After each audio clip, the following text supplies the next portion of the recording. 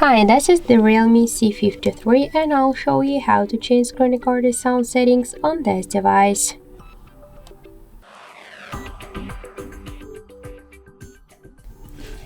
So first open the control panel and find here screen record icon.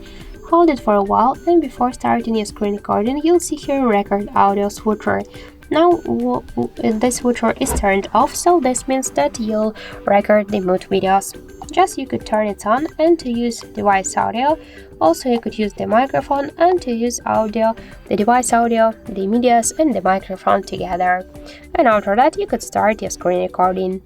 So that's it. Thank you for watching, and if you find this video helpful, leave thumbs up and subscribe our channel.